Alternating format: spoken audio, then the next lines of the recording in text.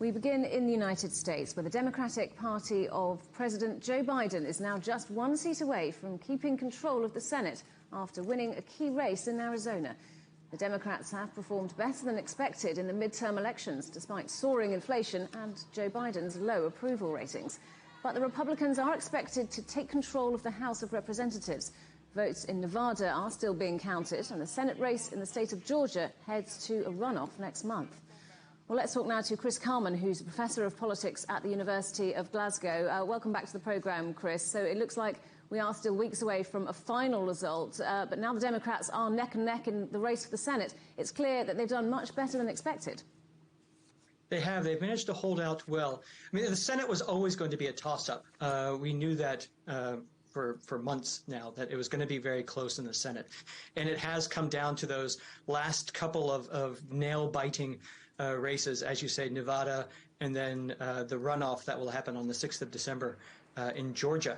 So it is going to be a few weeks till we know who controls, because right now it's 49 and 49, 49 Republicans, 49 Democrats in the Senate. So it's going to be very, very close, and we'll just have to wait and see what happens, particularly when all the campaign money starts flowing into Georgia. So we heard there was going to be a Republican red wave. That didn't happen, and now another Trump-endorsed candidate has lost in Arizona. What do you think this means for Trump's assumed 2024 run for president? It's hard to know exactly. We know that he did tease this idea that on the 15th of November, so this coming week, that he would have some big announcement, which seems to be him saying that he would announce his candidacy for 2024. However, several Republicans, both sort of quietly behind the scenes, but then also quite publicly, have started to say, perhaps we need to look beyond Trump. Perhaps his time has passed. His track record for the Republican Party has not exactly been brilliant. In the midterms in 2018, they lost Congress. Of course, he lost in 2020. They lost the runoff elections in Georgia in 2021. And now most of his, well, quite a few of his high-profile endorsed candidates have lost in 2022. Where Trump excels, though, is in self-promotion and promoting himself, and particularly in fundraising. So if we look at how much money he has raised, he has well over $100 million as a war chest that he can use to start to build support for a campaign.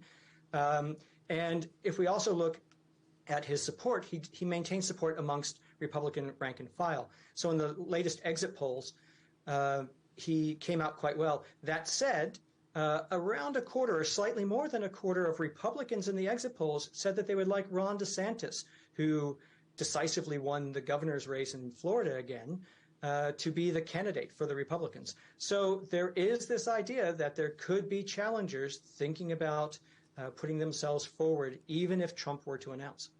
And what about Joe Biden? We've heard he's going to say soon whether he will run again in 2024. These results must have given him a boost. They have. He has teased the idea that he is thinking about running in 2024. He might be waiting to see what Trump does.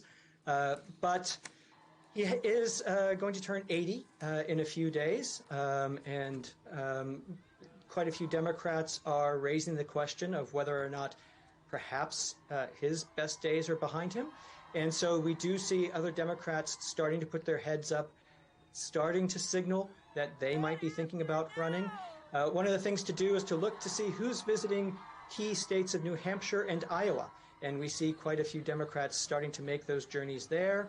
So we do know that some Democrats are starting to think about perhaps maybe even challenging Joe Biden should he think about running in 2024. Professor Chris Carman from the University of Glasgow, good to talk to you. Thank you for joining us today.